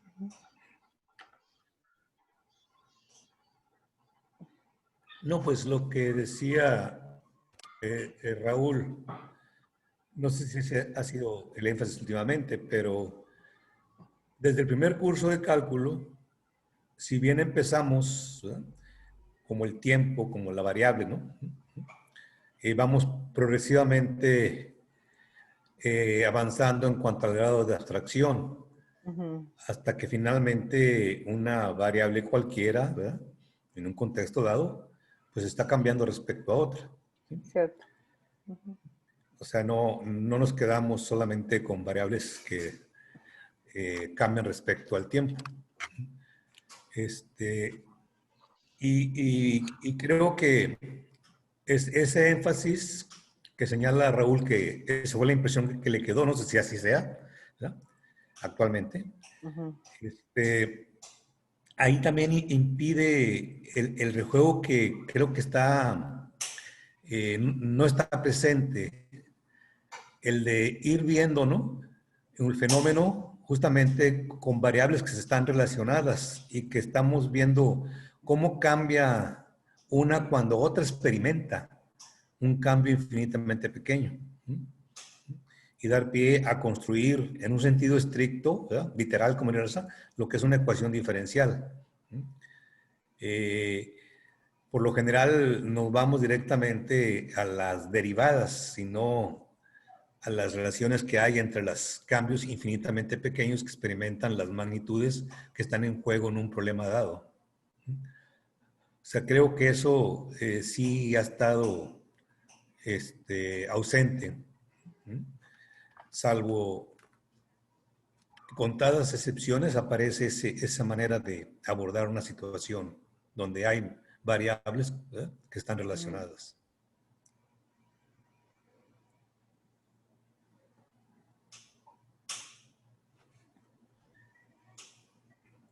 Pues sí, sí. Sí, sin duda alguna, pues hay que ver esa cuestión. Sí, sí recuerdo ahorita el tema, bueno, de elementos del cálculo matemáticas 1, que era esa la idea. Empieza siempre en movimiento, ¿no? Siempre dependiendo del tiempo. Pero después vamos moviendo a una magnitud que depende de otra, no necesariamente el tiempo, ¿va? Y luego la generalización. Sí, ya no es la posición, ya no es la velocidad, sino es la temperatura. Sí. Después, donde ya ni siquiera es el tiempo la variable de referencia, ¿no?, sino es, no sé, la altitud en el cambio de la atmósfera, de la temperatura de la atmósfera. ¿Sí? Hay mucho rejuego en los cursos de Mate 1, en el cual, o sea, las variables no son necesariamente el tiempo, o sea, como la variable independiente en juego. Sí, pues un rotacional, ¿no? Una divergencia. Desde, digamos, electricidad aparecen cantidades que están variando en el espacio. Y en el tiempo, ¿va? O sea, están acopladas. Entonces, sí hay muchos ejemplos. Oye, Ruth, digo, la verdad no asistí pues, a toda tu charla, nomás la parte final. Pero digamos, esa estrategia que están usando de poner o de usar, digamos, ese software para tratar de simular sistemas dinámicos, ¿cómo lo toman los alumnos? O sea, ¿cómo lo adoptan? ¿Cómo se sienten con él? O esa visión diferente. Es algo que tú ves que los alumnos les va bien, ¿ves beneficios? ¿O cómo es tu impresión? Fíjate que justamente, bueno, escribí algunos artículos ahí con Rafael Burguet y con las experiencias de los alumnos, ¿no? Y hacíamos un poquito recolección de percepciones nuevamente, ¿verdad? Cómo lo veían ellos. Y bueno, no sé si tuvo que ver con el hecho de que todas las poblaciones que he usado son mis grupos honors, ¿verdad? Que tú sabes que es un grupo pues con un perfil muy específico. Y generalmente ellos tomaron siempre de manera positiva, ¿no? Ahí corrimos algunas pruebas, incluso en alguna ocasión hicimos un cruce de su percepción de la técnica, del enfoque, de la representación y del software, ¿verdad? Y generalmente salíamos como encima de acuerdo, muy de acuerdo sobre las ventajas. De las cosas que señalaban como en contra, pues era el manejo de la herramienta propiamente, ¿no? Porque así como a ustedes les expliqué ahorita en una hora, a ellos les dedicaba 2 sesiones y ahorita actualmente 3 sesiones de hora y media para un poquito conocer esto. Entonces, como tú sabes que no es parte del currículum, pues no podía dedicarle mayor tiempo. Entonces, generalmente en asesorías, pues lo que me piden es apoyo de la herramienta tecnológica. Entonces sí trataba yo, incluso hicimos entrevistas y decían, es que, o sea, el enfoque está bien, les gusta mucho esta parte de otro tipo de problemas más interesantes dentro de la clase. Y también esta idea de la caja negra, o sea, de que le resuelve casi todo, ¿no? El sistema era no lineal y da la respuesta. Pero sí, la única cosa, sí que yo diría no positiva que señalaron, es el manejo de la herramienta, pues que hay que aprenderla, ¿verdad? Y hay que lidiar un poquito con ella. Hoy en clase justamente lo vi con los chicos y justamente decían que hacer, que se craquea la aplicación y lo sacan, ¿no? De repente ven si me hace eso de la nada y les digo yo, bueno, es que es una herramienta que tiene todavía unos, ¿cómo se llama? Unos bugs, ¿verdad? Que de repente hace cosas raras. Pero en general te digo, mi visión es que ellos lo han tomado bien. Esta anécdota que cuento, que fue real de un alumno mío, él estaba conmigo en ecuaciones, era un curso regular, cuando empezaba a hacer como comparaciones, curso regular con curso honors, y él tenía así como muchas dificultades para entender el curso, ¿no? O sea, tenía así sus complicaciones. Y cuando yo tomé de oyente el curso con Rafael Burguet, él estaba ahí, ¿no? Entonces, de hecho, fue mi compañero de mesa todo el semestre, y él pues me expresaba, ¿verdad? De que empezaba a tener sentido lo que había visto conmigo el semestre anterior. Usando, o sea, viendo los ejemplos que Burguet nos manejaba y todo, él me dijo, es que ya veo por fin, o sea, qué es la cosa diferencial, para qué sirve. Entonces, también eso fue uno de los detonadores para estas experiencias y siempre las encuestas han sido bastante positivas, salvo, ¿verdad? Como cuestiones técnicas, ¿verdad? La parte que no les gusta. Y que finalmente pues yo lo uso como un pretexto, ¿verdad? El software para ejemplificar, pero ya en la materia esta de 16 semanas pues usan la herramienta todo el tiempo, ¿no? O sea, le sacan más jugo, le conoces más herramientas. Yo te digo, tuve la suerte, bueno, vino Diana Fisher a Duncadi y platiqué con ella de lo que hacía y pues están en sus artículos también, ¿verdad? La percepción de los alumnos. Y Franz Caron, ella trabajó con profesores en Montreal y sí me decía que los profesores, al menos allá en Montreal, también se expresaban que era muy interesante el enfoque, pero pues que costaba trabajo, ¿no? Alguna vez me comentó así en 2016 todavía siento que no pasa con los profesores de prepa allá en Canadá. Entonces, la verdad es que somos un grupito de personas que estamos tratando de promover eso. No ha pasado como tan fácil porque la gente pues no lo adopta tan rápidamente, ¿no? Es algo nuevo, no es algo que no está en el currículum, ven por qué dedicarle tiempo, ¿verdad? En un programa educativo. El año que fue hace 2 años que estuve en Hong Kong, me invitaron ahí el grupo de modelación y ya estaba Diana Fisher, había el de Reino Unido, Carón y yo, tratando de promover eso en la comunidad, pero pues como que no cuaja al 100%, ¿verdad? Pues, y de las cosas interesantes que he visto es que Colombia, en sus escuelas de ingeniería, desean promover pensamiento sistémico para todas las ingenierías. Ya traían también un movimiento de ese tipo, pero pues yo creo que es algo que va a llevar un poquito de tiempo.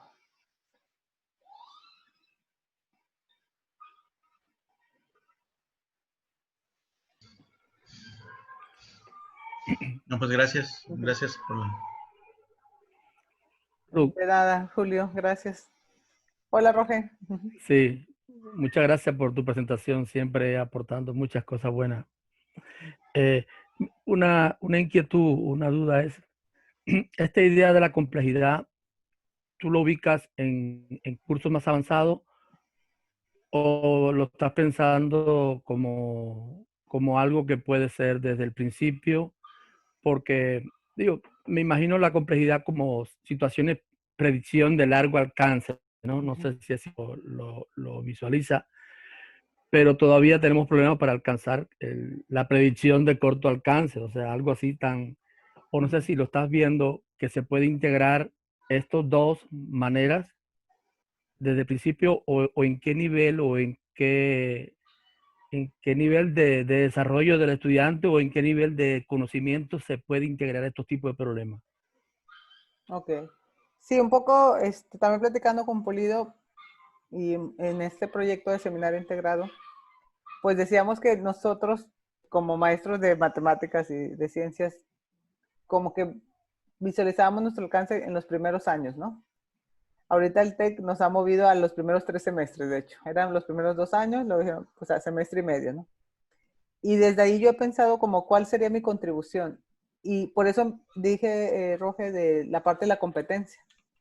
Si pensamos a la complejidad, y algo que a mí me gustó mucho que el TEC le llamó razonamiento para la complejidad, como una competencia, pues esta puede ser alcanzable en diferentes niveles.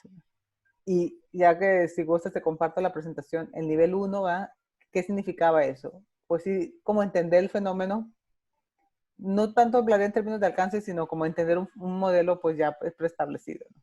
Entonces hay un nivel 2 y el TEC al menos en la visión que tienen los nuevos planes sí mapeó algo así, ¿no? Aquí está Julio que conoce más, pero dijo los primeros cursos de los primeros 3 semestres mapean a nivel A, ¿verdad? Más o menos. O sea, se espera que después de ese tiempo el alumno desarrolle la competencia en ese nivel, que es un nivel bastante básico, pero de la competencia en general. Y los segundos 3 semestres a nivel B. Y en los últimos 3 semestres en el nivel C. La misma competencia vista en diferentes momentos, ¿verdad? Y es algo a lo que le hemos apostado de que no solo en materias de matemáticas, también en materias de computación o de ingeniería, estamos abordando contenidos, ¿verdad? Disciplinares, procedimentales y actitudinales para la competencia. Y entonces por eso se vuelve también una evaluación como muy integradora ahí. Entonces yo desde matemáticas decía, ¿y yo cómo puedo contribuir? Yo cuando leo la competencia, yo me emociono, digo, yo quiero ayudar a que el alumno desarrolle algo en esa dirección. Y mi respuesta al cómo hasta ahorita ha sido esta manera, ¿no? De empezar a relacionarme pues con otras disciplinas, que no es necesariamente matemáticas, y empezar a adoptar, por decirlo así, como sus técnicas de modelado, sus formas de ver las cosas, y empezar a bajarlas a ecuaciones. Incluso algunos nos han expresado de que lo que estamos en estos cursos, que son pilotajes de honors, viendo, pues ya corresponde a otra materia, ¿no? Dice, esto ya le toca dinámica, eso déjaselo a los industriales. Y cuando yo empecé a trabajar en eso, dije, por eso hablaba del diseño de tareas, se vale que nosotros empecemos a desarrollar esas ideas por decirlo, germinales aquí. No voy a desarrollar toda la técnica completa con todo lo que conlleva, pero sí voy a empezar a tocar terreno. Porque mi curso de ecuaciones, ¿verdad? Si te acuerdas, era el último de la ciencia básica y era el que seguía la especialidad, ¿no? Por eso hablaba como de un puente. En algún momento le llamé a la conferencia el puente entre varias disciplinas, ¿no? Y creo que lo que hacíamos en el cálculo era lo mismo, ¿no? O que estamos haciendo ahorita en cálculo. O sea, estamos tratando de, pues, seguir como reproduciendo algunas prácticas que van a servir a otras disciplinas. Pero, o sea, en ese sentido, ¿verdad? Abonar en pequeñas direcciones. Quizá los problemas no son tan complejos, tan abiertos, tan auténticos, pero empiezas a hacerlo. ¿Y qué tan antes? Para mí el ejemplo más padre es Diana Fisher, ¿verdad? Ahí hay unos artículos que publica de los modelos que hacen sus alumnos en preparatoria. Y la verdad es que son impresionantes, ¿no? De hecho, hay concursos, ¿verdad? de modelos en dinámica de sistemas en la comunidad. Y esos modelos, los alumnos... Se cortó un poco, Ruth. Al final, sí. Perdón, es que me salí. Me salí. Es que me fui a tomar un café. Yeah. No, Es que es salida. te decía que los alumnos de Dayana han establecido modelos, o sea, bien completos y muy impresionantes. Entonces yo creo que es posible. Y dentro de Estados Unidos hay esta idea del K12. Y en un congreso que fui de ingeniería, había talleres para los profesores de K12, ¿verdad? Que tomé un taller ahí de modelación y de cuestiones ingenieriles. Y ya están permeando las ideas, no desde el punto de vista tan matemático, ¿verdad? Porque el pensamiento sistémico puede ser no tan matemático, pero ya empiezan a trabajar con los alumnos esa idea. De hecho, lo trabajan a nivel de la analogía de la bañera, lo que entra menos lo que sale. Niños pequeñitos, o sea, y capacitan a los maestros. Entonces sí, la apuesta siempre es empezar desde básicos, pero pues el detalle es que tenemos a los alumnos, pues aquí ya, a nosotros nos toca recibirlos ya más avanzados, ¿no? Sí, muchas gracias, Ruth, muchas gracias. Hombre, nada. Mencionaste ahí el logo y este lenguaje creo que fue creado por Papert, Uh-huh.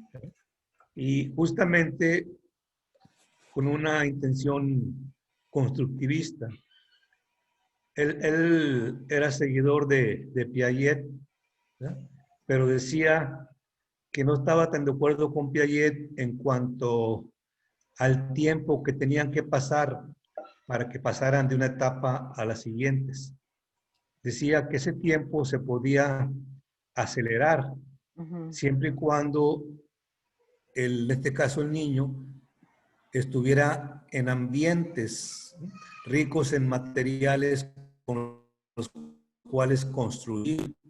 Y justamente para eso creó ese lenguaje, ¿no? Para que el estudiante ahí tuviera el niño tuviera los materiales para hacer la construcción, ¿no? En ese sentido,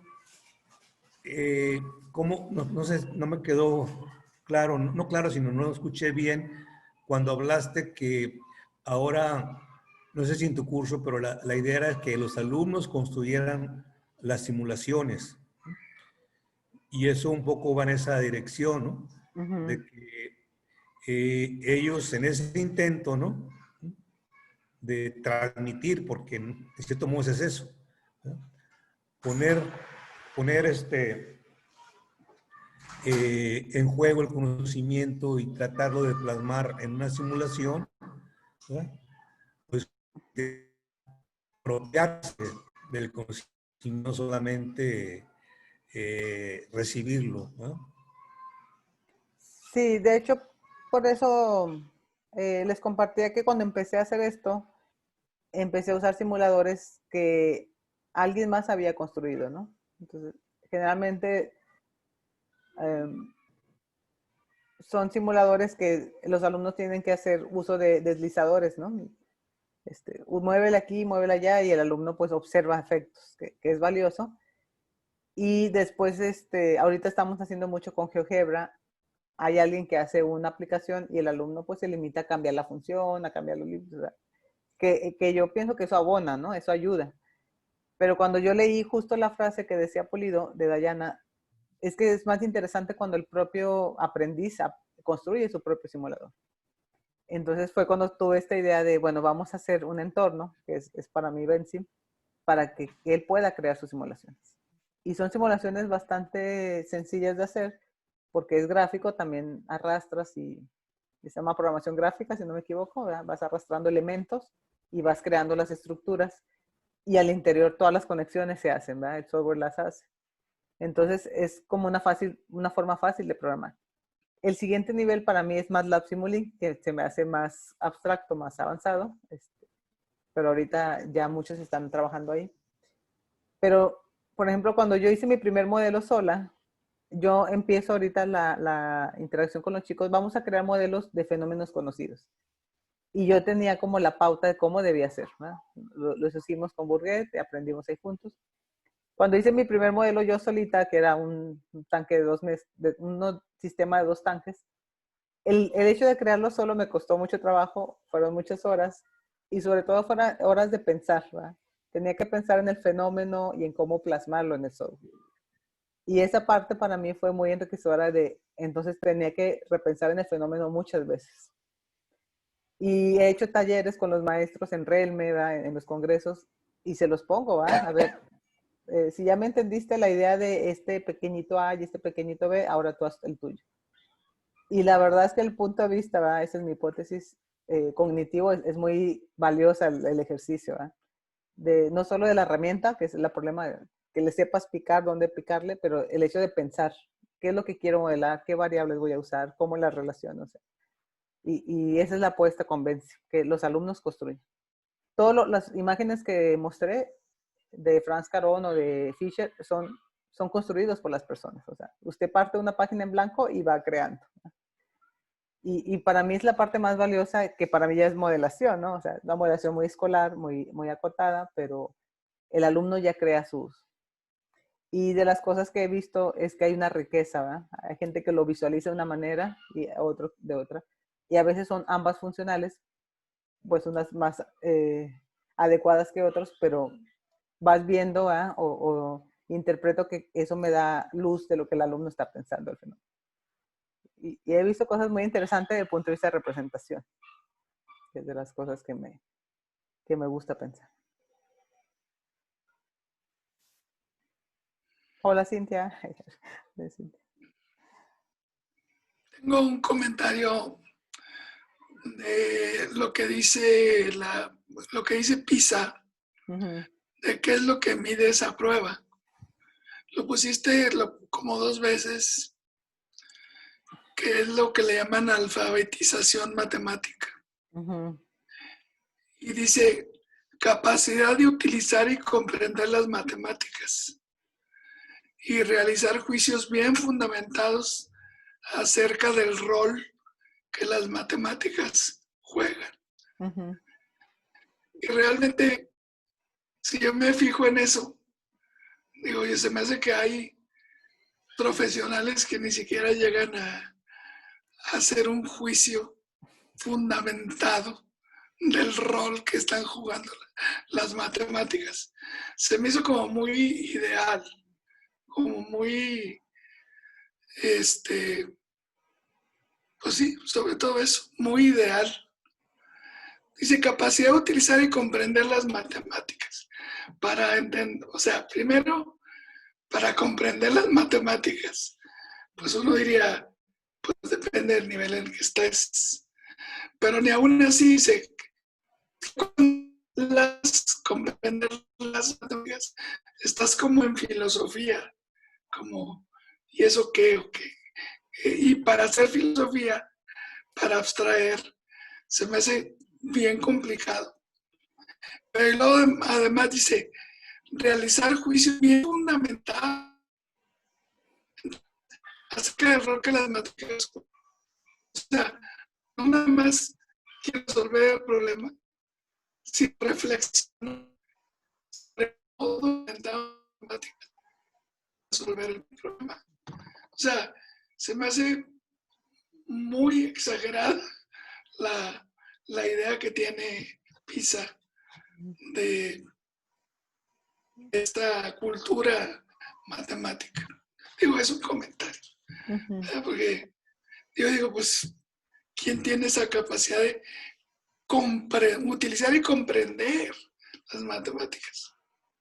Y lo dice, realizar juicios bien fundamentados. O sea, si apenas te podría explicar cómo se me ocurrió y hice una operación, y eso lo dicen los educadores, que a veces el estudiante no sabe por qué se le ocurrió, que es mucho más tardado el llegar digamos, pues a darse cuenta de esa metacognición que le llaman. O sea, es muy complicado. Entonces, no sé, se me hizo como muy exagerado PISA, lo que piensa. Digo, queda bonito, pero iluso, completamente iluso. Porque luego ya, después lo mismo que me pregunté cuando, oye, eso es, ¿qué le voy a preguntar para saber. O sea, para darme cuenta de que sabes, pues voy a caer en un problemita donde a lo mejor yo voy a entender la operación esa que hice. Está bien, pero eso no quiere decir que comprendas las matemáticas, y menos que te explique el juicio infundado. Pero era un comentario. Sí, no, pues también aquí es importante recordar que PISA, o sea, es la definición, supongo que la tomé de ahí en algún momento, pero PISA se evalúa a estudiantes de 15 años. Tú estás haciendo un corte al último nivel de secundaria. Y es bien interesante ver los reactivos, ¿verdad? Están disponibles ahí en su sitio. Algunos ejemplos de la prueba PISA en matemáticas, y la verdad es eso, ¿verdad? O sea, hace preguntas pues muy de corte, problemas en contexto, ¿verdad? Problemas en palabras, y hace como mucha interpretación.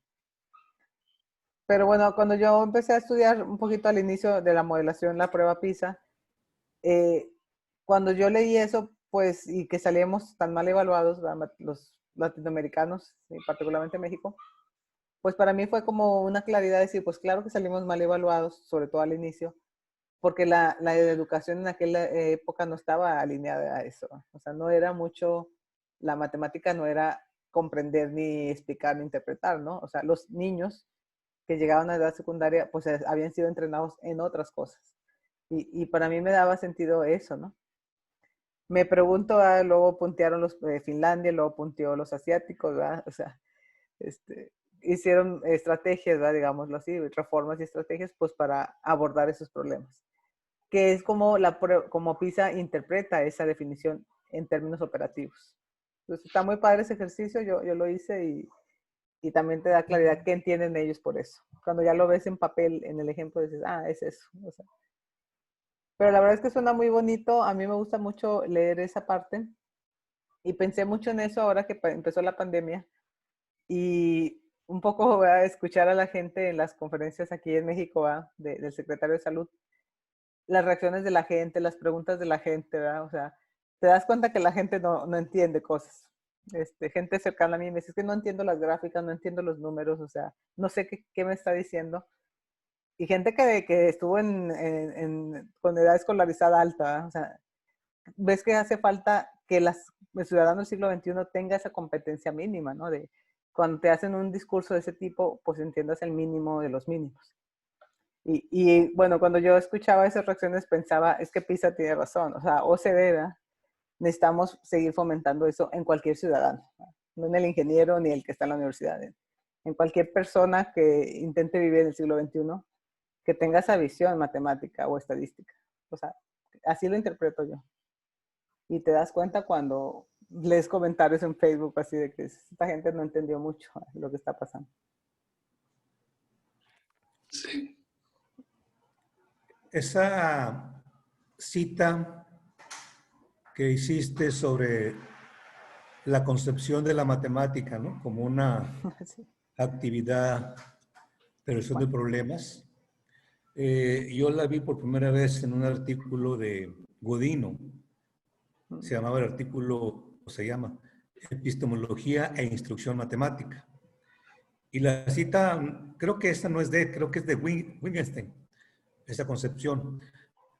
Pero lo que voy es que Godino la retoma y luego hace una ontología, porque dice, surgen y evolucionan los objetos matemáticos.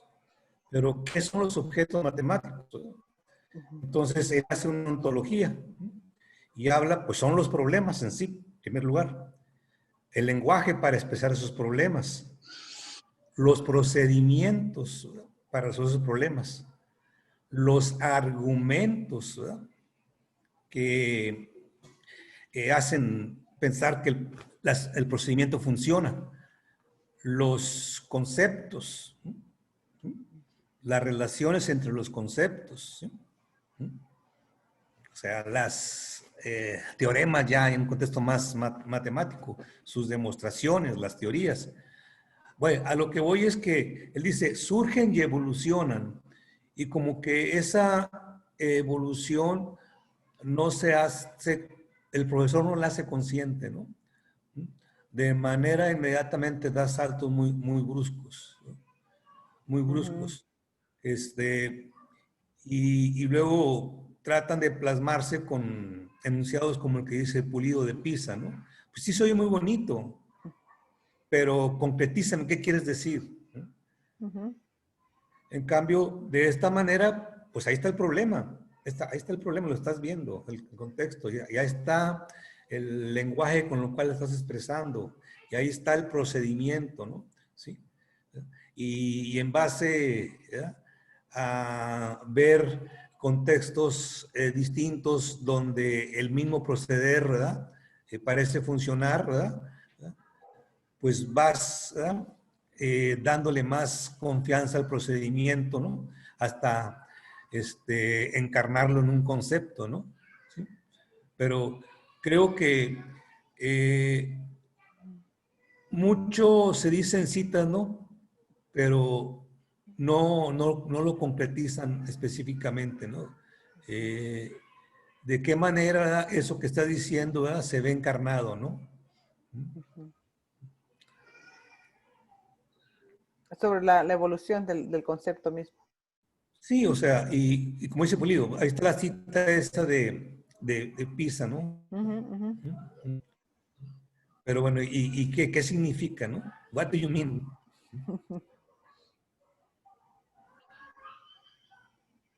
Sí, pues siempre es el reto entre la conceptualización teórica de algún proyecto y su aterrizaje en el campo, ¿va?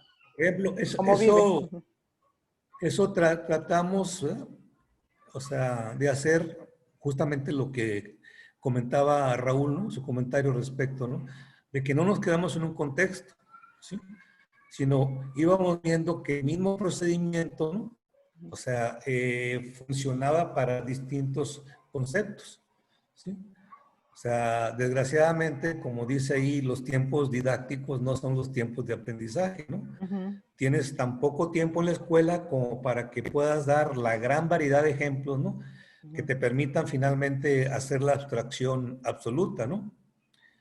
Me acordé, cuando comentó eso Raúl, me acordé en una ocasión que estuvimos, el licenciado Silva y yo, en un evento de las prepas, ¿no?, de física y matemáticas, ¿no? Y ahí los físicos les fueron a decir a los matemáticos que por favor ya no hablaran nada más de X y Y, ¿sí? O sea, que usaran otras letras, ¿no?, que dieran al día, ¿no?, a las magnitudes que estaban simbolizando, ¿no? ¿verdad? Entonces acá no, o sea, no nos quedamos nada más con ya no nada más, no nos quedamos con la abstracción absoluta de X y Y, ni tampoco con el tiempo, simplemente aquellas variables que en el contexto, con el problema que se esté abordando, ¿no?, estén ahí en juego. Pero creo que ese rejuego no lo hace el maestro consciente. El maestro, digamos, típico, pues.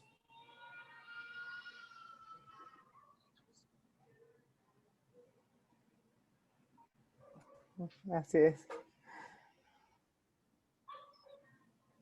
Bueno, yo me tengo que retirar. Muchas gracias, Ruth, Hombre, nada, Julio, un placer. por tu charla. Y nos vemos en 2 semanas, ¿no? Sí, Así eres el bueno, siguiente, ¿va, Julio? El doctor que el cierre, pero es el Sí, siguiente, ¿no? Te ya me toca estoy, estar en el banquillo. Eso ya me estoy comprando Ah.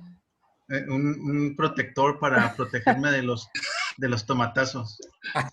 Bien, Pepe, porque es la frase de Pepe también, dice, ya pueden aventarme los tomates. Y lo bueno es que es por Zoom, entonces, Oye, al menos no llega en directo. Bueno, vamos a buscar una reacción de tomate. Una oye, reacción de tomatazo. literal, eso le pasó a Marisa en un campo. ¿Un tomatazo? Eso le pasó, a tomatazos le agarraron por lo del rediseño. Pero tomate o un pan, Tomates. un pan seco ahí. No, Qué bárbaro. tomatazos. Andaba preguntando. Sí. No, pues Gracias, Julio. ya veré qué platico. No, sí, muchas cosas interesantes, Julio. Ahí vamos a estar en 15 días. Sí, sí, pero pues que esté, ¿verdad? Como línea del seminario, ¿no? Ya se nos ocurrirá.